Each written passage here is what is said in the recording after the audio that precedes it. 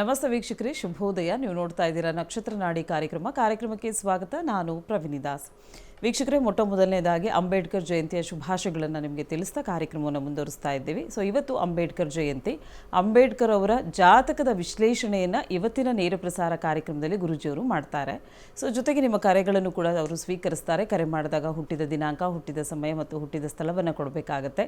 ಇಲ್ಲ ಅಂತ ಹೇಳಿದ್ರೆ ಪ್ರಶ್ನಾಶಾಸ್ತ್ರಕ್ಕೆ ಹೋಗಲಿಕ್ಕೆ ಅವಕಾಶವಿದೆ. 1 ರಿಂದ 249 ಸಂಖ್ಯೆಗಳಿಗೆ ಒಂದು ಸಂಖ್ಯೆಯನ್ನು ಹೇಳಬೇಕಾಗತ್ತೆ. ನಿಮ್ಮ ಪ್ರಶ್ನೆಗಳು ಯಾವಾಗಲೂ ಸ್ಪಷ್ಟವಾಗಿರಲಿ, ಸ್ಫುಟವಾಗಿರಲಿ ಅಂತ ಹೇಳ್ತಾ ಈ ಎಲ್ಲ ಮಾಹಿತಿಯನ್ನು ನೀಡಲಿಕ್ಕೆ ಇವತ್ತು ನಮ್ಮೊಟ್ಟಿಗೆ ಇದ್ದಾರೆ ಪಂಡಿತ್ ದಿನೇಶ್ ಗುರೂಜಿಯವರು. ಮೊದಲನೇದಾಗಿ ಗುರೂಜಿಯವ್ರನ್ನ ಕಾರ್ಯಕ್ರಮಕ್ಕೆ ಬರಮಾಡ್ಕೊಳ್ಳೋಣ. ಗುರುಗಳೇ ನಮಸ್ತೆ, ಕಾರ್ಯಕ್ರಮಕ್ಕೆ ಸ್ವಾಗತ. ಓಂ ಶ್ರೀ ಗುರುಭ್ಯೋ ನಮಃ. ಹರಿ ಓಂ. ಓಂ ನಮಃ ಶಿವಾಯ. ಶಿವಾಯ ನಮಃ. ಓಂ. ಓಂ ನಮೋ ಭಗವತೆ ವಾಸುದೇವಾಯ. ಓಂ ನಮೋ ನಾರಾಯಣಾಯ. ನಮಸ್ಕಾರ. ಇನ್ನು ವೀಕ್ಷಕರೇ, ನಾನು ನಿಮಗೆ ಹೇಳಿದ ಹಾಗೆ ಇವತ್ತು ಅಂಬೇಡ್ಕರ್ ಜಯಂತಿ ಇದೆ. ಅಂಬೇಡ್ಕರ್ ಅವರ ಜಾತಕದ ವಿಶ್ಲೇಷಣೆಯನ್ನು ಗುರೂಜಿಯವರು ಮಾಡ್ತಾ ಹೋಗ್ತಾರೆ. ಅದ್ರ ಬಗ್ಗೆ ಒಂದಷ್ಟು ವಿಚಾರವನ್ನು ನಾವು ಕೂಡ ತಿಳ್ಕೊಳ್ಳೋಣ. ಗುರುಗಳೇ, ಇವತ್ತು ಅಂಬೇಡ್ಕರ್ ಜಯಂತಿ. ಅವರ ಜಾತಕದ ವಿಶ್ಲೇಷಣೆ ಮಾಡ್ತೀನಿ. ಖಂಡಿತ ಒಂದು ಡಿಸ್ಪ್ಲೇ ಮಾಡೋಣ. ಇವತ್ತಿಗೆ 134 ವರ್ಷಗಳಾಗಿದೆ ಜನನ ತಾಳಿ. ಅವರ ಜಯಂತಿ ಆಚರಣೆ ಮಾಡ್ತಾಯಿದ್ವಿ. ಸಂವಿಧಾನದ ಒಂದು ರೂವಾರಿ, ಒಂದು ಶಿಲ್ಪಿ ಅಂತ ಅಂಬೇಡ್ಕರ್ ಅವ್ರನ್ನ, ಶ್ರೀಯುತ ಅಂಬೇಡ್ಕರ್ ಅವ್ರನ್ನ ಕರೆಯೋದು ಭಾಳ ಅವರ ಪೂರ್ವ ಪುಣ್ಯದ ಒಂದು ವಿಚಾರ. ಕೆಲವು ಜಾತಕಗಳನ್ನು ನಾವು ಯಾಕೆ ವಿಶ್ಲೇಷಣೆ ಮಾಡ್ತೀವಿ ಅಂತಂದರೆ, ಅವರು ಬಂದಿರತಕ್ಕಂಥ ಪ್ರಪಂಚದಲ್ಲಿ ಅವರ ಛಾಪವನ್ನು ಮೂಡಿಸಿ ಹೋಗಿಸ್ತಕ್ಕಂಥ ಕೆಲವು ಗ್ರಹಗಳ ಸಂಯೋಜನೆ ಅಂತ ನಾವು ಕರಿತೀವಿ. ಆ ರೀತಿ ನೋಡಬೇಕಾದ್ರೆ 14 ಏಪ್ರಿಲ್ 1891 ಅಲ್ಲಿ ಹುಟ್ಟಿರ್ತಕ್ಕಂಥ ಶ್ರೀಯುತ ಅಂಬೇಡ್ಕರ್ ಅವರು ಮೀನಲಗ್ನ ಜಾತಕದಲ್ಲಿ ಡಿಸ್ಪ್ಲೇ ಆಗ್ತಾಯಿದೆ ಸ್ಕ್ರೀನಲ್ಲಿ. ಜ್ಯೋತಿಷ್ಯ ಗೊತ್ತಿರೋರಿಗೆ ಇದು ಸ್ವಲ್ಪ ಸುಲಭ ಅನಿಸುತ್ತೆ. ಜ್ಯೋತಿಷ್ಯ ಗೊತ್ತಿಲ್ಲದೆ ಇರೋರಿಗೆ ಸುಮ್ಮನೆ ಬೇರೆ ಅದು ಇದು ಏನೋ ಹೇಳ್ಕೊಂಡು ಸ್ವಲ್ಪ ದೋಷ ಹೇಳ್ತಾರಷ್ಟೆ. ಮೀನಲಗ್ನದಲ್ಲಿ ಹುಟ್ಟಿರ್ತಕ್ಕಂಥದ್ದು, ಲಗ್ನಾಧಿಪತಿಯಾಗಿರ್ತಕ್ಕಂಥ ಗುರು 12ನೇ ಮನೇಲಿದೆ. ಯಾವಾಗ ಗುರು 12ನೇ ಮನೇಲಿರ್ತಾನೆ, ಕೇಂದ್ರಕ್ಕಿಂತ 12ನೇ ಮನೇಲಿರ್ತಾನೆ, ಅಲ್ಲಿ ಏನಾದರೂ ಒಂದು ಸಾಧನೆ ಮಾಡೋಕ್ಕೆ ಬರ್ತಕ್ಕಂಥದ್ದು. ಅಂದರೆ 12ನೇ ಮನೆ is the place of complete transformation ಅಂತ ಕರಿತೀವಿ. ಭಾವದ ಪ್ರಕಾರ ಅದು 11ನೇ ಮನೆಯಲ್ಲಿದೆ. ರಾಶಿ ಪ್ರಕಾರ 12 ಇದ್ರೂ ಕೂಡ ಭಾವದ ಪ್ರಕಾರ 11ರಲ್ಲಿದೆ. ಅದು ಬಿಡಿ, ಅದಾದಮೇಲೆ ಸ್ವಲ್ಪ ಟೆಕ್ನಿಕ್ಯಾಲಿಟಿ ಹೇಳಿದ್ರೆ ಸ್ವಲ್ಪ ತಲೆಗೆ ಹೋಗೋಲ್ಲ. 2ನೇ ಮನೆಯಲ್ಲಿ ಸೂರ್ಯ ಮತ್ತು ಬುಧ, ಕುಟುಂಬ ಸ್ಥಾನದಲ್ಲಿ 6ನೇ ಅಧಿಪತಿ ಆಗಿರ್ತಕ್ಕಂಥವನು ಮತ್ತು 4ನೇ ಅಧಿಪತಿ ಮತ್ತು 7ನೇ ಅಧಿಪತಿ ಆಗಿರ್ತಕ್ಕಂಥವರು ಸಂಯೋಜನೆ ಬುಧಾದಿತ್ಯ ಯೋಗವನ್ನು ಕ್ರಿಯೇಟ್ ಮಾಡಿದೆ. 3ನೇ ಮನೆಯಲ್ಲಿ ಮಂಗಳ ಮತ್ತು ರಾಹು, ಪರಾಕ್ರಮ ಸ್ಥಾನ ಅಂತ ಕರೀತಾರೆ. ಅವರು ಹುಟ್ಟಿದಾಗ ಆರಿದ್ರಾ ನಕ್ಷತ್ರದಲ್ಲಿ ಹುಟ್ಟಿರೋದು. ಚಂದ್ರನ ಒಂದು ರಾಶಿ ಮಿಥುನ ರಾಶಿ.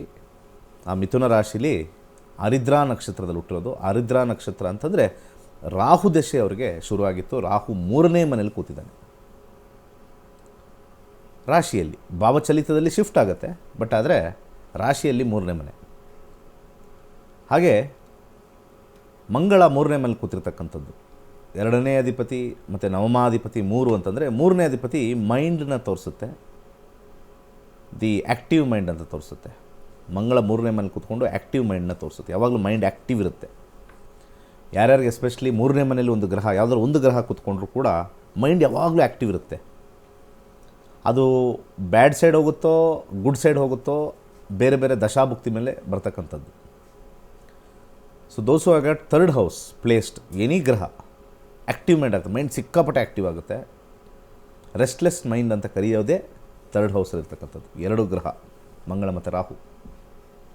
ಹಾಗೆ 4ನೇ ಮನೆಯಲ್ಲಿ ಚಂದ್ರ, 5ನೇ ಅಧಿಪತಿ ಅಂತಂದರೆ ಅಲ್ಲಿ ನಾವು ಇಂಟೆಲಿಜೆನ್ಸ್ ಅಂತ ಹೇಳ್ತೀವಿ. ಲಗ್ನದಿಂದ 5ನೇ ಮನೆ ಇಂಟೆಲಿಜೆನ್ಸ್ ಅಂತ ಹೇಳ್ತೀವಿ. ಆ ಇಂಟೆಲಿಜೆನ್ಸ್ ಆಗಿರ್ತಕ್ಕಂಥ ಗ್ರಹ 4ನೇ ಮನೆ ನಾಲೆಡ್ಜಿಗೆ ಬಂದಿದೆ. ಅಂದರೆ there is a combination of 4 and 5, knowledge plus intelligence. Chandra ಕೂತಿರ್ತಕ್ಕಂಥದ್ದು, ಕೇಂದ್ರದಲ್ಲಿ ಕೂತಿರ್ತಕ್ಕಂಥದ್ದು. 1 4 17 ಕೇಂದ್ರದಲ್ಲಿ ಕೂತಿದೆ ಇರ್ತಕ್ಕಂಥದ್ದು ರಾಹು ನಕ್ಷತ್ರದಲ್ಲಿ. ರಾಹು ಬ್ಯಾಡ್ ಅಂತ ಹೇಳ್ತಾರೆ. ನೋ, ರಾಹು ಎಲ್ಲಿ ಕೂತ್ಕೊಳ್ತಾನೋ ಆ ಕ್ವಾಲಿಟೀಸ್ ಕೊಡ್ತಾನೆ. ರಾಹು ಕೂತಿರೋದು ಶುಕ್ರನ ಮನೆಯಲ್ಲಿ, ಶುಕ್ರನ ಕ್ವಾಲಿಟೀಸ್ ಕೊಡ್ತಾನೆ. ಡಿಪ್ಲೊಮೆಸಿ ಅಂತ ನಾವು ಕರಿತೀವಿ, ಡಿಪ್ಲೊಮ್ಯಾಟಿಕ್ ಅಂತ ನಾವು ಕರಿತೀವಿ. ರಾಹು ಡಿಪ್ಲೊಮಸಿನ ಹುಟ್ಟಿದಾಗ್ಲಿಂದಾನೇ ಡಿಸಿಪ್ಲಿನ್ ತಂದಿರತಕ್ಕಂಥದ್ದು ರಾಹು ದಶೆ. ಯಾರೋ ಇಲ್ಲಿ ನಮ್ಮ ಕಾಂಪೌಂಡರ್ಗಳು ಹೇಳ್ಬಿಡ್ತಾರೆ, ರಾಹು ದಶೆ ಸ್ಟಾರ್ಟ್ ಆಯಿತು, ಅವ್ನಿಗೆ ಸರಿ ಇಲ್ಲ, ಮೂರಲ್ಲಿದ್ದಾನೆ, ಹಂಗಾಗ್ತೀನಿ ಹಿಂಗಾಗ್ತೀನಿ. ನೋ, ಯಾವ ಮನೇಲಿ ಕೂತಿದೆ ನೋಡಬೇಕು. ರಾಹು ಮಂಗಳನ ಮನೇಲಿ ಕೂತ್ಕೊಂಡಿದ್ರೆ ಒಂದು ಫಲ, ಬುಧನ ಮನೇಲಿ ಕೂತ್ಕೊಂಡ್ರೆ ಒಂದು ಫಲ. ರಾಹುಗೆ ತನ್ನದೇ ಆಗಿರ್ತಕ್ಕಂಥ ಸ್ವಂತ ಮನೆ ಇಲ್ಲ. ಯಾವ ಮನೇಲಿ ಕೂತ್ಕೊಳ್ತಾನೋ ಆ ಮನೆಯ ಅಧಿಪತಿನ ಅಲಂಕರಿಸ್ತಾರೆ. ಇಲ್ಲಿ ರಾಹು ಕೂತಿರ್ತಕ್ಕಂಥದ್ದು ವೃಷಭ ರಾಶಿಯಲ್ಲಿ. ಆ ವೃಷಭ ರಾಶಿಯಲ್ಲಿ ಶುಕ್ರನ ಅಂಶದಲ್ಲಿ ಕೂತಿದ್ದಾರೆ. ಅಂಶ ಅಂತಂದರೆ ಡಿಪ್ಲೊಮೆಸಿ. ಎಲ್ಲರಿಗೂ ಒಂದು ರೀತಿ ಶುಕ್ರನ ಅಂಶ ಅಂತಂದರೆ ರಾಕ್ಷಸರ ಗುರು ಅಂತ ಹೇಳ್ಬಿಟ್ಟಿದ್ದಾರೆ. ರಾಕ್ಷಸರಿಗೆ, ದೀನದಲಿತರಿಗೆ ಅನ್ಯಾಯ ಆಗಬಾರ್ದು ಅನ್ನೋ ಒಂದು ನಿಟ್ಟಿನಲ್ಲಿ ಬಂದಿರತಕ್ಕಂಥದ್ದು. ಸೊ ಅಲ್ಲಿ ಶುಕ್ರ ಯಾರು ದೀನದಲಿತರಿರ್ತಕ್ಕಂಥವ್ರಿಗೆಲ್ಲನೂ ಕೂಡ ಮೈಂಡ್ ಕನ್ವರ್ಟ್ ಆಗ್ತಕ್ಕಂಥದ್ದು, ಆ್ಯಕ್ಟಿವ್ ಮೈಂಡಲ್ಲಿ ಹೋಗ್ತಕ್ಕಂಥದ್ದು ಶುಕ್ರ. ಗುರು ಬೇರೆ, ಗುರು ದೇವಗುರು ಅಂತ ಹೇಳ್ತಾರೆ, ದೈತ್ಯ ಗುರು ಶುಕ್ರ ಅಂತ ಕರೀತಾರೆ. ಶುಕ್ರಾಚಾರ್ಯ ಆ ಒಂದು ರಾಹುಗೆ ಆ ತತ್ವವನ್ನು ಕೊಡ್ತಕ್ಕಂಥದ್ದು. ಹಾಗೆ 6ನೇ ಮನೆಯಲ್ಲಿ ಶನಿ, ಕರ್ಮಸ್ಥಾನದಲ್ಲಿ ಶನಿ. ಇಲ್ಲಿ ವಿಶೇಷ ಏನು ಅಂತಂದರೆ ಮೀನಲಗ್ನಕ್ಕೆ 11ನೇ ಅಧಿಪತಿಯಾಗಿರ್ತಕ್ಕಂಥದ್ದು ಮೊದಲಾಗಿ, ಹಾಗೆ 12ನೇ ಅಧಿಪತಿಯಾಗಿರ್ತಕ್ಕಂಥ ಕುಂಭರಾಶಿ ಶನಿ. 6ನೇ ಮನೆ, 6ನೇ ಮನೆ ಸರ್ವಿಸ್ ಓರಿಯೆಂಟೆಡ್. 6ನೇ ಮನೆ ಮಾಸಸ್ ತೋರಿಸುತ್ತೆ. ಆ 6ನೇ ಮನೇಲಿ ಕೂತಿರ್ತಕ್ಕಂಥದ್ದು ವರ್ಕ್ ಹಾರ್ಡ್ ಆ್ಯಟಿಟ್ಯೂಡ್. 6ನೇ ಮನೇಲಿ ಯಾವಾಗಲೂ ಕೂಡ ಶನಿ ಕೂತ್ಕೊಂಡಾಗ ಲಗ್ನದಿಂದ ವರ್ಕ್ ಹಾರ್ಡ್ ಆ್ಯಟಿಟ್ಯೂಡ್ ಇರ್ತಕ್ಕಂಥದ್ದು. ಹಾಗೆ 9ನೇ ಮನೇಲಿ ಕೇತು, ಸ್ಪಿರಿಚುವಲ್ ಇನ್ಕ್ಲಿನೇಷನ್ ಇರ್ತಕ್ಕಂಥದ್ದು, ಆಧ್ಯಾತ್ಮಿಕ ಚಿಂತನೆ, ಪ್ರಪಂಚದಲ್ಲಿ ದೇಶದಲ್ಲಿ ನಡೀತಕ್ಕಂಥ ಅನ್ಯಾಯದ ವಿರುದ್ಧ ಗಲಾಟೆ ಮಾಡ್ತಕ್ಕಂಥದ್ದು, ಜಗಳವನ್ನು ಮಾಡ್ತಕ್ಕಂಥದ್ದು, ಅಥವಾ ಒಂದು ಸಂಘಟನೆ ಮಾಡ್ತಕ್ಕಂಥದ್ದು. ಕೇತು 9ನೇ ಮೇಲೆ ಕೂತಿರ್ತಕ್ಕಂಥದ್ದು. ಭಾವಚಲಿತ ಇಸ್ ಡಿಫ್ರೆಂಟ್. ಫಸ್ಟು ರಾಶಿ, ಕೇತು ಎಲ್ಲಿ ಕೂತ್ಕೊಳ್ತಾನೋ ಆ ಕ್ವಾಲಿಟೀಸ್ ತೊಗೊಳ್ತಾರೆ. ಅಂದರೆ ಕೇತು ಕೂತಿರ್ತಕ್ಕಂಥದ್ದು ಮಂಗಳನ ಮನೆಯಲ್ಲಿ 2ನೇ ಮನೆ ಮತ್ತು 9ನೇ ಮನೆ. 2 ಕುಟುಂಬ, 9 ಐಡಿಯಲಿಸಮ್, ಒಂದು ರೀತಿಯ ಪೇಟ್ರಿಯಾಟಿಸಮ್, ಒಂದು ರೀತಿಯ ಪರ್ಫೆಕ್ಟ್ನೆಸ್, ಆದರ್ಶ ಅಂತ ಕರೀತಾರೆ. 9ನೇ ಮನೆ ಇಸ್ ದಿ ಪ್ಲೇಸ್ ಆಫ್ ಆದರ್ಶ. ಆದರ್ಶ ವ್ಯಕ್ತಿ, ಅವನ್ನೆಲ್ಲನೂ ಒಂದೇ ಥರ ನೋಡ್ತಾರೆ. Ketu is sitting in the 9th house. ಇನ್ನು 2 ಮುಖ್ಯವಾಗಿರ್ತಕ್ಕಂಥ ಗ್ರಹಗಳು ಗುರು ಮತ್ತು ಶುಕ್ರ ಶುಭ ಗ್ರಹಗಳು ಬಂದಿರೋದೇ ಅವರ ಧ್ಯೇಯ ಏನು ಅಂತಂದರೆ, ನನ್ನ ಪರ್ಸ್ನಲ್ ಇಂಟ್ರೆಸ್ಟ್ಗಿನ ಜನಗಳ ಪರ್ಸ್ನಲ್ ಇಂಟ್ರೆಸ್ಟ್ ಇಂಪಾರ್ಟೆಂಟು ಅಂತ ಹೇಳಿ 12ನೇ ಮನೆ. ಯಾರ್ಯಾರು 12ನೇ ಮನೆ ಕೂತ್ಕೊಳ್ತಾರೆ ಸಫರಿಂಗ್ ಜಾಸ್ತಿ ಇರುತ್ತೆ, ಬಟ್ ಏನಾದ್ರು ಕೊಟ್ಟು ಹೋಗ್ತಾರೆ. ಈ 8ನೇ ಮನೆ ಮತ್ತು 12ನೇ ಮನೇಲಿ ಏನಾದರೂ ಗ್ರಹಗಳು ಕೂತ್ಕೊಂಡ್ರೆ ಯಾರಿಗಾದರೂ ಅವರವರ ಕರ್ಮಾನುಸಾರ ಮತ್ತು ಅವರವರ ಕರ್ಮ ದೇವರ ಒಂದು ವಿಚಾರದಲ್ಲಿ ಲೆವೆಲ್ ಬೇರೆ ಇರುತ್ತೆ. ಅಂಬೇಡ್ಕರ್ ಅವರು ಭಾರತಕ್ಕೆ ಕೊಟ್ಟೋಗಿರ್ತಕ್ಕಂಥ ಕೊಡುಗೆ ಬೇರೆ, ಅಥವಾ ಇನ್ನೊಬ್ಬ ವ್ಯಕ್ತಿ ನನಗೂ 12ನೇ ಮನೇಲಿದೆ ಸರ್ ಅಂತಂದರೆ, ನೀವು ನಿಮ್ಮ ಜನಾಂಗದಲ್ಲಿ ಅಥವಾ ನಿಮ್ಮ ಸಮೂಹದಲ್ಲಿ ನಿಮ್ಮ ಒಂದು ಸೊಸೈಟಿಲಿ ಏನಾದ್ರು ಕೊಟ್ಟೋಗಿರ್ತಕ್ಕಂಥದ್ದು ಇದ್ದೇ ಇರುತ್ತೆ. ಆ ಪ್ರಮಾಣಗಳು ನಾವು ತೂಕ ಮಾಡೋಕ್ಕಾಗೋದಿಲ್ಲ. ಆದರೆ ಒಂದು ಸೇಯಿಂಗ್ ಇದೆ, ಒಬ್ಬ ಮನುಷ್ಯನಿಗೆ ನಾವು ಸಹಾಯ ಮಾಡಿದ್ರೆ ಜಗತ್ತೇನು ಬದಲಾಗಲ್ಲ, ಆದರೆ ಆ ವ್ಯಕ್ತಿಗೆ ಜಗತ್ತೇ ಬದಲಾಗುತ್ತೆ ಅವನಿಗೆ. ನಾನು ಹೇಳಿದ್ದು ಮತ್ತೊಮ್ಮೆ ಕೇಳಿಸ್ಕೊಳ್ಳಿ, ಒಬ್ಬ ವ್ಯಕ್ತಿಗೆ ನಾವು ಸಹಾಯ ಮಾಡೋದ್ರಿಂದ ಜಗತ್ತೇನು ಬದಲಾಗಲ್ಲ, ಆ ಸಹಾಯ ಮಾಡಿರ್ತಕ್ಕಂಥ ವ್ಯಕ್ತಿಗೆ ಜಗತ್ತು ಬದಲಾಗದಂಗೆ ಕಾಣಿಸುತ್ತೆ. ಅಷ್ಟು ಸಾಕು ಅಂತ ಹೇಳಿ ಭಗವಂತ ನಮಗೆಲ್ಲ ಕೊಟ್ಟಿರ್ತಕ್ಕಂಥ ಒಂದು ವಿಶೇಷವಾಗಿರ್ತಕ್ಕಂಥ ಒಂದು ಶಕ್ತಿ 8ನೇ ಮನೆ ಮತ್ತು 12ನೇ ಮನೆ. Energies of 8th and 12th, 10ನೇ ಮನೆ ಲಗ್ನ 1, 4, 7, 10ರಲ್ಲೂ ಆ ಪವರ್ ಇಲ್ಲ. 8ನೇ ಮನೆ 12ನೇ ಮನೆಗಿದೆ. ಆ ನೆಗೆಟಿವ್ ಕಾಂಬಿನೇಷನ್ ಹೋದಾಗ ದೊಡ್ಡ ದೊಡ್ಡ ರೌಡಿಗಳಾಗ್ಬಿಡ್ತಾರೆ, ದೊಡ್ಡ ದೊಡ್ಡ ನಟೋರಿಯಸ್ ಆಗಿಬಿಡ್ತಾರೆ. 8ನೇ ಮನೆ ದೊಡ್ಡ ದೊಡ್ಡ ದುಡ್ಡು ಹೊಡೆದು ಓಡೋಗಿ 8ನೇ ಮನೆ ಎನರ್ಜೀಸ್. ಅದೇ ರೀತಿ ಸೈನ್ಸಲ್ಲಿ ದಾಪುಕಾಲ ಆಗ್ತಕ್ಕಂಥದ್ದು 8ನೇ ಮನೆ. ಒಂದು ಹೊಸ ತಂತ್ರಜ್ಞಾನವನ್ನು ತರ್ತಕ್ಕಂಥದ್ದು 8ನೇ ಮನೆ. 12ನೇ ಮನೆ ಪೇಯ್ನ ರಿಲೀವ್ ಮಾಡ್ತಕ್ಕಂಥದ್ದು. ಯಾರ್ಯಾರು ಗ್ರೇಟ್ ಸೈಂಟಿಸ್ಟ್ ಇರ್ತಾರೆ, ಡಾಕ್ಟರ್ಸ್ ಇರ್ತಾರೆ, ಅವ್ರಿಗೆಲ್ಲ 8ನೇ ಮನೆ 12ನೇ ಮನೆ ಹೆಚ್ಚು ಗ್ರಹ ಇರುತ್ತೆ, ಆ ಗ್ರಹದ ದಶೆಗಳು ನಡೀತಾ ಇರುತ್ತೆ. ಹಾಗೆ ಇಲ್ಲಿ ಇನ್ನೊಂದು ವಿಶೇಷ ಏನು ಅಂತಂದರೆ 12ನೇ ಮನೆಯಲ್ಲಿ ಶುಭಗ್ರಹ ಕೂತಾಗ ಶುಭವನ್ನು ಜನಗಳಿಗೆ ಕೊಡ್ತಕ್ಕಂಥದ್ದು ಅಂತ ಹೇಳಿ ಶಾಸ್ತ್ರ ಹೇಳುತ್ತೆ. ಹಾಗೆ ವಿಶೇಷವಾಗಿ ನಾನಿಲ್ಲಿ ಒಂದು ಭಾಳ ಇಂಪಾರ್ಟೆಂಟ್ ಪಾಯಿಂಟ್ ಹೇಳಬೇಕು ಅಂತಂದರೆ ದಶಾ ಸಿಸ್ಟಮ್ ರಾಹು ದಶೆಯಲ್ಲಿ ಹುಟ್ಟಿದ್ದಾರೆ, 1ನೇ ಪಾದದಲ್ಲಿ ಹುಟ್ಟಿದ್ದಾರೆ. 1ನೇ ಪಾದದಲ್ಲಿ ಹುಟ್ಟಿದಾಗ ರಾಹು ದಶೆ ಪ್ರಾರಂಭವಾಗುತ್ತೆ. ಇಲ್ಲಿ ನಾವು ರಾಹು ದಶೆ ನೋಡೋಣ, ಜಾಬಲ್ಲಿ ಹೋಗಿ ನೋಡೋಣ. ರಾಹು ದಶೆ ರಾಹು ಚಂದ್ರನ ನಕ್ಷತ್ರದಲ್ಲಿ ರೋಹಿಣಿ ನಕ್ಷತ್ರದಲ್ಲಿದ್ದಾನೆ. ರೋಹಿಣಿ ನಕ್ಷತ್ರ ದೇವರಲ್ಲಿ ಯಾರ್ದು? ಕೃಷ್ಣನ ನಕ್ಷತ್ರ. ಆ ಕೃಷ್ಣನ ನಕ್ಷತ್ರದಲ್ಲಿ ಜನನ. ಅಲ್ಲಿ ಒಂದು ಎಕ್ಸ್ಚೇಂಜ್ ಆಫ್ ಲಾರ್ಡ್ಶಿಪ್ ಅಂತ ಬರುತ್ತೆ ನಕ್ಷತ್ರ ಲೆವೆಲಲ್ಲಿ.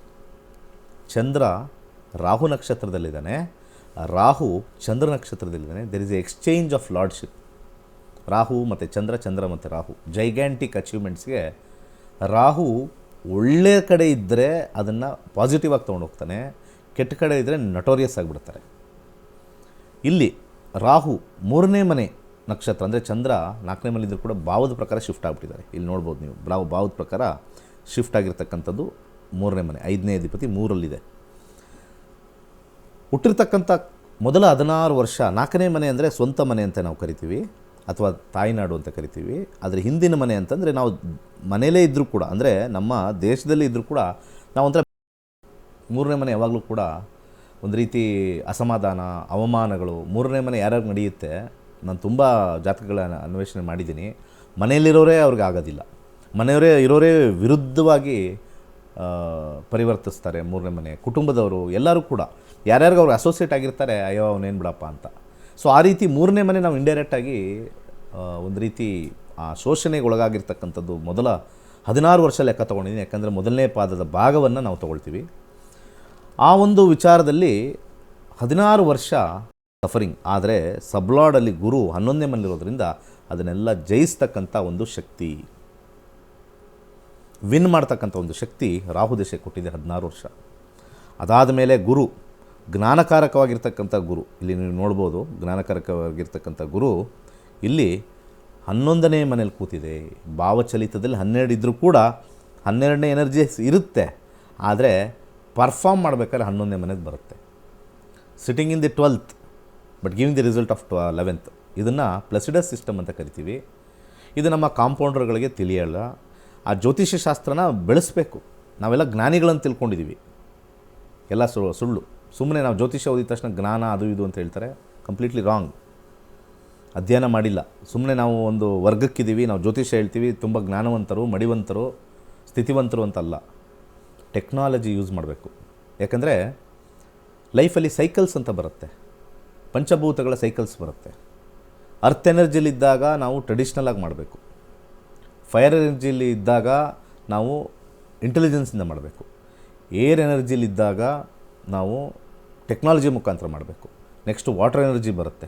ವಾಟರ್ ಎನರ್ಜಿಲಿ ಮಿಕ್ಸ್ಚರ್ ಆಫ್ ಆಲ್ ಮಾಡಬೇಕು ನಾವು, ಟ್ರೆಡಿಷ್ನಲ್ಲು ಮತ್ತು ಸ್ಪೆಸಿಫಿಕ್ಕು ಮತ್ತು ಟೆಕ್ನಾಲಜಿ ಯೂಸ್ ಮಾಡಬೇಕು. ಇವಾಗ it is only the air medium.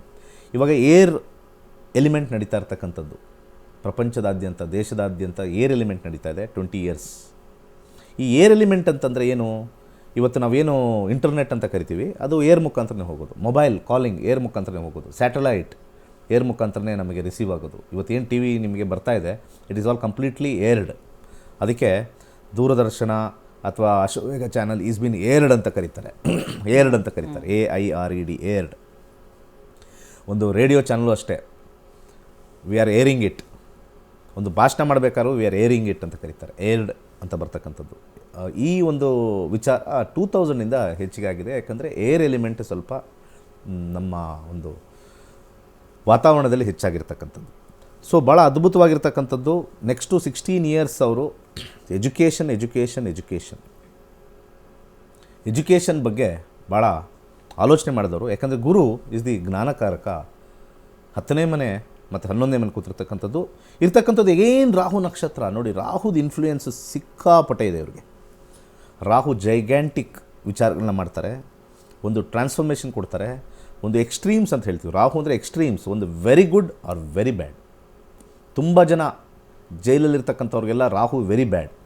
ತುಂಬ ಹೈಯೆಸ್ಟ್ ಪೊಸಿಷನ್ ಹೋಗಿ ಒಡೆದಾಡಿ ಸಾಧನೆ ಮಾಡಿರ್ತಕ್ಕಂಥವ್ರಿಗೆ ರಾಹು ವೆರಿ ಗುಡ್. ನಮ್ಮ ಹಾರೋಸ್ಕೋಪಲ್ಲಿ ಚೆಕ್ ಮಾಡ್ಕೋಬೇಕು ರಾಹು ಯಾವ ಸ್ಟೇಜಲ್ಲಿದೆ, ರಾಹು ದಶಾ ಅಥವಾ ರಾಹು ನಕ್ಷತ್ರದಲ್ಲಿ ಬರೋದು ಅಥವಾ ಸಬ್ಲಾಡ್ ಬರೋದು.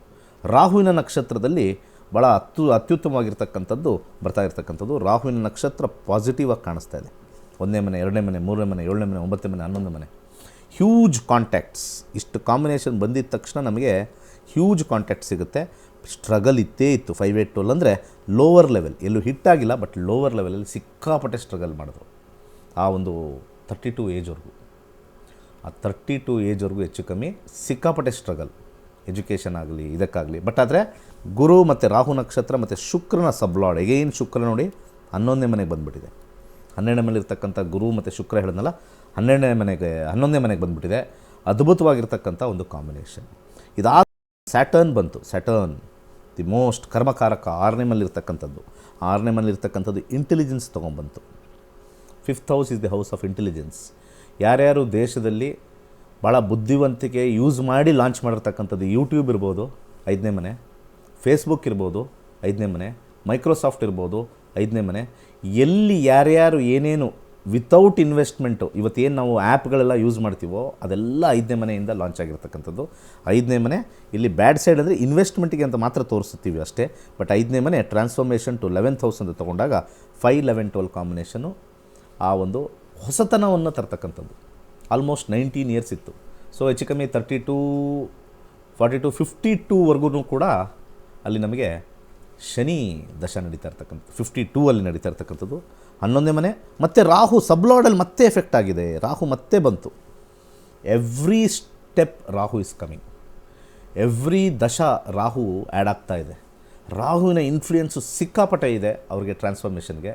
ಯಾಕಂದರೆ 3ನೇ ಮನೆ ಶುಕ್ರನ ಮನೆಯಲ್ಲಿ ರೋಹಿಣಿ ನಕ್ಷತ್ರದಲ್ಲಿ ಕೂತ್ಕೊಂಡಿರ್ತಕ್ಕಂಥದ್ದು ಟ್ರಾನ್ಸ್ಫಾರ್ಮೇಷನ್ ಇದೆ. ಪ್ಲಸ್ ರಾಹು ಒಂದು 2nd ಹೌಸ್ ಆಫ್ ಕುಟುಂಬ, ನನ್ನ ಕುಟುಂಬ, ನನ್ನ ದೇಶ, ನಂದು. 2ನೇದು ಅಂದರೆ ವಿ ಆರ್ ಆಲ್ ಫ್ಯಾಮಿಲಿ ಅಂತ ಬರ್ತಕ್ಕಂಥ ಒಂದು ಮೈಂಡು. 3ನೇ ಮನೆಯಲ್ಲಿ ಭಾವಚಲಿತ ಪ್ರಕಾರ 2ನೇ ಮನೆ, ರಾಶಿ ಪ್ರಕಾರ 3ನೇ ಮನೆ ಕೂತಿರ್ತಕ್ಕಂಥದ್ದು ನಾವಿಲ್ಲಿ ಕಂಡುಕೊಳ್ಬೋದು. ಹಾಗೆ ಈ ಒಂದು ಟ್ರಾನ್ಸ್ಫಾರ್ಮೇಷನಲ್ಲಿ ಅವರು ಫಾರಿನ್ಗೆ ಹೋಗಿ ಬಂದಿರತಕ್ಕಂಥದ್ದು, ಹೊಸ ಹೊಸ ವಿಚಾರಗಳನ್ನ ತಿಳ್ಕೊಂಡಿರ್ತಕ್ಕಂಥದ್ದು ಸ್ಯಾಟರ್ನಲ್ಲಿ. ಇದನ್ನು ಇಂಪ್ಲಿಮೆಂಟ್ ಮಾಡಬೇಕು 11ನೇ ಮನೆ ಮತ್ತು ಕುಟುಂಬಕ್ಕೆ ಇಂಪ್ಲಿಮೆಂಟ್ ಮಾಡಬೇಕು. ನನ್ನ ಕುಟುಂಬ, ನನ್ನ ದೇಶ, 11ನೇ ಮನೆ ಮತ್ತು 11ನೇ ಮನೆ is the house of desires ಅಂತ ನಾವು ಕರಿತೀವಿ. ಡಿಸೈರು 2 ಥರ. ಒಂದು ದೇಶಕ್ಕೆ ಡಿಸೈರು, ಒಂದು ಪರ್ಸ್ನಲ್ ಡಿಸೈರ್ಸ್. ಅದು 11ನೇ ಮನೆ ಯಾವ ರೀತಿ ವರ್ಕ್ ಆಗುತ್ತೆ ಅಂತ ಹೇಳಿ ನಾವು ಹೇಳೋಕ್ಕಾಗಲ್ಲ. ಇದೆಲ್ಲ ದೈವ ನಿರ್ಣಯ. 11ನೇ ಮನೆ ಗ್ರೀಡ್ ಜಾಸ್ತಿಯಾಗಿ ಅಯ್ಯೋ ನನಗೆಲ್ಲ ಬಂದಿರೋದೆಲ್ಲ ಲಾಭ ಬಂದಿರೋದೆಲ್ಲ ನನಗೇ ಇರಲಿ ಅನ್ನೋದು 11ನೇ ಮನೆ ಬರುತ್ತೆ. ಬಂದಿರೋ ಲಾಭ ಎಲ್ಲ ನಾನು ಬೇರೆಯವ್ರಿಗೆ ಕೊಡಬೇಕು, ನನ್ನ ಟ್ಯಾಲೆಂಟು, ನನ್ನ ಒಂದು ಈ ಟ್ಯಾಲೆಂಟ್ನ ಬೇರೆಯವ್ರಿಗೆ ನಾನು ಕೊಡಬೇಕು ಅನ್ನೋದು 11ನೇ ಮನೆ. 11th house is the house of giving or retaining. Giving or retaining 11ನೇ ಮನೆ. 12ನೇ ಮನೆ ಎಲ್ಲ ಹೊಟ್ಟೋಗೋದು, ಕಂಪ್ಲೀಟ್ ಹೊಟ್ಟೋಗ್ತಕ್ಕಂಥದ್ದು. ಇಲ್ಲಿ 11 ಮತ್ತು 2ನೇ ಮನೆ ಶನಿ ಅವರಿಗೆ ಆಲ್ಮೋಸ್ಟ್ ಒಂದು 51 ಇಯರ್ಸ್ವರೆಗೂ, 19 ಇಯರ್ಸ್ ಬರ್ತಕ್ಕಂಥದ್ದು. 51ವರೆಗೂ ಕೂಡ ಅವ್ರಿಗೆ ಏಜಲ್ಲಿ ಅವ್ರಿಗೆ ಶನಿ ದಶ ಬಂತು. ಆಮೇಲೆ ಸ್ಮಾರ್ಟ್ ಮೂವ್ ಸ್ಟಾರ್ಟ್ ಆಯಿತು. 1948ಅಲ್ಲಿ ಕಾನ್ಸ್ಟಿಟ್ಯೂಷನ್ ಹೆಂಗೆ ಅಂತ ಬರ್ಕೊಟ್ರು. ಅಂಥ ಟೈಮಲ್ಲಿ ಬುಧ ಎಂಟ್ರಾದರು. ಬುಧ ಆ ಒಂದು ನಾಲೆಜ್ ಕಾರಕ. 1ನೇ ಮನೆ ಲಗ್ನದಲ್ಲಿ ಬಂದಿದ್ದಾನೆ ಮತ್ತು 4ನೇ ಮನೆ, 1 ಮತ್ತು 4, ಒಂದು ಸೆಲ್ಫ್, 4th ನಾಲೆಜ್. ಆ ನಾಲೆಜಿಂದ ಶುಕ್ರನ ಹೇಳ್ತೀನಲ್ಲ ದೈತ್ಯ ಗುರು ಅಂತ, ಆ ಗುರುವಿನ ಟೈಮಲ್ಲಿ 11ನೇ ಮನೆ, ಗುರುನೂ ಕೂಡ 11ನೇ ಮನೆ, ಡಬಲ್ ಇಂಜಿನ್ ಅಂತ ಹೇಳ್ತೀವಲ್ಲ, ಡಬಲ್ ಇಂಜಿನ್ ಸ್ಟಾರ್ಟ್ ಆಯಿತು ಬುಧನಲ್ಲಿ. ಅಚ್ಚಾಗುಳಿಬೇಕು. ಮತ್ತು ಇಲ್ಲಿ ಯಾರ್ದು ಕೂಡ ಒಂದು ನೆಗೆಟಿವ್ ಇನ್ಫ್ಲೂಯೆನ್ಸ್ ಇರಲಿಲ್ಲ ಅವ್ರಿಗೆ. ಸೊ ಬುಧ ದೇಶ ಅವ್ರಿಗೆ 67ವರೆಗೂ ಇತ್ತು. ಅಂದರೆ ಅವ್ರದ್ದು ಏಜು 67ವರೆಗೂ ಇತ್ತು. ಬಟ್ ಅವ್ರಿಗೆ ಏಜ್ 65ಗೆ ಅವರು ನಮ್ಮನ್ನೆಲ್ಲ ಅಗಲಿ ಹೋಗಿರ್ತಾರೆ. 67ವರೆಗೂ ಬುಧ ಇತ್ತು. ಬಟ್ ಬುಧನ ದಶ ನೋಡಿದಾಗ ನಾವು ಕಂಪ್ಲೀಟ್ ಪಾಸಿಟಿವ್ನೆಸ್, ಆಲ್ ಡಿಸೈರ್ಸ್ ಕಂಪಾಸ್ಡ್. 51 ಆದಮೇಲೆ ಅವ್ರದ್ದು ಏನು ಏಜ್ 51 ಆದಮೇಲೆ ಅವ್ರಿಗೆ ಆ ಒಂದು ಸಂವಿಧಾನದಲ್ಲಿ ಒಂದು ಸ್ಥಾನ ಸಿಕ್ತು, ಆ ಪೊಲಿಟಿಕಲಿ ವಿಚಾರ ಸಿಕ್ತು, ಎಲ್ಲವೂ ಸಿಕ್ತು ಆ ಬುಧನ ದಶದಲ್ಲಿ. ಟೋಟಲ್ ಕಾಂಬಿನೇಷನ್ 1 ಸೆಲ್ಫು, 2 ಅಂದರೆ ಕುಟುಂಬ, 3 ಅಂತಂದರೆ ಅಲ್ಲಿ ಕರೇಜ್, 4ನೇ ಮನೆ ಅಂದರೆ ದೇಶ, 7ನೇ ಮನೆ ಅಂದರೆ ಪಬ್ಲಿಕ್ಕು ಮತ್ತು ಅಪೋಸಿಷನ್ ಪಾರ್ಟಿಗಳು, 10 ಅಂದರೆ ಅಧಿಕಾರ, 11 ಲಾಭ. ಅಂದರೆ ಇದು ಎಲ್ಲದರ ಲಾಭ. ಅಂದರೆ 1, 2, 3, 4, 7, 10ನೇ ಮನೆಯ ಲಾಭ 11ನೇ ಮನೆಯಲ್ಲಿ ಹಿಟ್ಟಾಗಿದೆ ಅಂದರೆ ಕೂತಿರ್ತಕ್ಕಂಥದ್ದು. ಪ್ಲಸ್ ಬುಧ ಇಂಟೆಲಿಜೆನ್ಸ್, ಸೆಲ್ಫ್ ಇಂಟೆಲಿಜೆನ್ಸ್, 1ನೇ ಮನೆ ಸೆಲ್ಫ್ ಇಂಟೆಲಿಜೆನ್ಸ್. ಅವ್ರಿಗೆ ಈ ಒಂದು ಇಷ್ಟು ವರ್ಷಗಳ ಕಾಲ ಇಷ್ಟೂ ಗ್ರಹಗಳು, ವಿಶೇಷವಾಗಿ ರಾಹು ಅವ್ರಿಗೆ ಉನ್ನತ ಸ್ಥಾನದಲ್ಲಿ ಕೊಟ್ಟಿರ್ತಕ್ಕಂಥದ್ದು. ಇದು ನಾನು ಮಾಡಿರ್ತಕ್ಕಂಥ ಒಂದು ಆ್ಯಪ್. ಈ ಆ್ಯಪು ಭಾಳ ವರ್ಷ ತಗೊಂಡೆ ಈ ಒಂದು ಆ್ಯಪ್ನ ಡಿಸೈನ್ ಮಾಡೋಕ್ಕೆ. ನನ್ನ ವಿದ್ಯಾರ್ಥಿಗಳಿಗೆ ಯಾರ್ಯಾರು ನಕ್ಷತ್ರ ನಾಡಿ ಕಲಿತಾರೆ ಈ ಆ್ಯಪ್ ಕೊಡ್ತಾಯಿದ್ದೀವಿ. ಸೊ ಅದಕ್ಕೆ ಜ್ಯೋತಿಷ್ಯ ಕಲಿಯೋದೊಂದು ಭಾಗ ಆದರೆ, ಆ ಒಂದು ಕಲಿಕೆಗೆ ಒಂದು ಆ್ಯಪ್ ಅಂತ ನಾವು ಏನು ಕೊಡ್ತೀವಿ, ಇಟ್ ಈಸ್ ಕಂಪ್ಲೀಟ್ಲಿ ಡಿಸೈನ್ಡ್. ಸ್ವಲ್ಪ ಆರ್ಟಿಫಿಷಿಯಲ್ ಇಂಟೆಲಿಜೆನ್ಸ್ ಯೂಸ್ ಮಾಡಿ, ಸ್ವಲ್ಪ ಪ್ಲಾನೆಟರಿ ಇಂಟೆಲಿಜೆನ್ಸ್ ಯೂಸ್ ಮಾಡಿ ಈ ಆ್ಯಪ್ನ ಡೆವಲಪ್ ಮಾಡಿದ್ದೀನಿ. ಸೊ ಇದನ್ನು ನೆಕ್ಸ್ಟು ನಾನು ವರ್ಲ್ಡ್ ವೈಡ್ಗೆ ಈ ಆ್ಯಪ್ನ ತೊಗೊಂಡೋಗ್ಬೇಕು ಅಂತಿದ್ದೀನಿ. ಸೊ ಯಾರ್ಯಾರಿಗೆ ಜ್ಯೋತಿಷ್ಯ ಆಸಕ್ತಿ ಇದೆ, ಮೇ 17ನೇ ತಾರೀಕು ಜಾಯ್ನ್ ಆಗಿ. ಹಾಗೆ ಈಗ ಒಂದು ರೇಖಿ ಬಗ್ಗೆ ನೀವು ತಿಳ್ಕೋಬೇಕು. ರೇಖಿ ಬಗ್ಗೆ ಇದೇ ನಮ್ಮ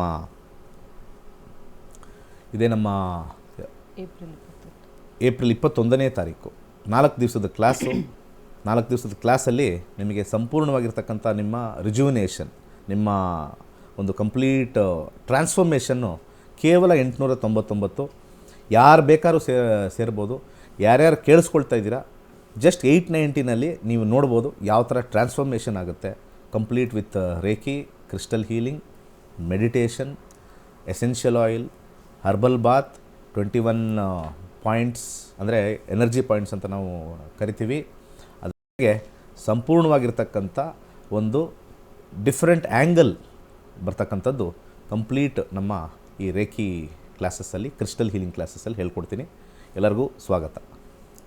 ವೀಕ್ಷಕರೇ, ಇನ್ನೊಂದ್ಸಲಿ ಹೇಳ್ತಾ ಇದ್ದೀನಿ, ಏಪ್ರಿಲ್ 21ನೇ ತಾರೀಕಿನಿಂದ ಆನ್ಲೈನ್ ತರಗತಿಗಳು ಶುರುವಾಗ್ತಾ ಇದೆ. ರೇಖಿ ವಿದ್ಯೆಯ ಕ್ಲಾಸಸ್ಗಳು ಕೇವಲ 4 ದಿನಗಳಲ್ಲಿ ನೀವು ಈ ರೇಖಿ ವಿದ್ಯೆಯನ್ನು ಕಲಿತ್ಕೊಳ್ಬಹುದಾಗಿದೆ. ಯಾವುದೇ ರೀತಿಯಾದಂಥ ಏಜ್ ಲಿಮಿಟ್ ಇಲ್ಲದೆ ಯಾರು ಬೇಕಾದರೂ ಕೂಡ ಈ ಒಂದು ಕ್ಲಾಸಸ್ಗೆ ಜಾಯಿನ್ ಆಗಲಿಕ್ಕೆ ಅವಕಾಶವಿದೆ. ಇದರ ಬಗ್ಗೆ ಹೆಚ್ಚಿನ ಮಾಹಿತಿ ಬೇಕು, ನಿಮ್ಮ ಹೆಸರನ್ನು ನೋಂದಾಯಿಸ್ಕೊಳ್ಬೇಕು ಅನ್ನೋದಾದರೆ ನಿಮ್ಮ TV ಸ್ಕ್ರೀನ್ ಮೇಲೆ ಕಾಣ್ತಾ ಇರುವಂಥ ನಂಬರ್ಗೆ ಕರೆ ಮಾಡಬೇಕಾಗತ್ತೆ ಅಂತ ಹೇಳ್ತಾ, ಗುರುಗಳೇ ಇದುವರೆಗೂ ಸಾಕಷ್ಟು ಮಾಹಿತಿಯನ್ನು ನಮಗೆ ನೀಡಿದ್ದೀರಾ, ಧನ್ಯವಾದಗಳು. ಸರ್ವೇ ಜನ ಸುಖಿನೋ ಭವಂತು. ವೀಕ್ಷಕರ, ಇವತ್ತಿನ ಕಾರ್ಯಕ್ರಮ ಎಲ್ಲರಿಗೂ ಇಷ್ಟವಾಗಿದೆ ಅಂತ ಭಾವಿಸ್ತಾ ಕಾರ್ಯಕ್ರಮವನ್ನು ಮುಕ್ತಾಯಗೊಳಿಸ್ತಾ ಇದ್ದೀವಿ. ಮತ್ತೆ ನಿಮ್ಮ ಭೇಟಿ ನಾಳೆ ಬೆಳಗ್ಗೆ 8:30ಕ್ಕೆ. ಧನ್ಯವಾದಗಳು.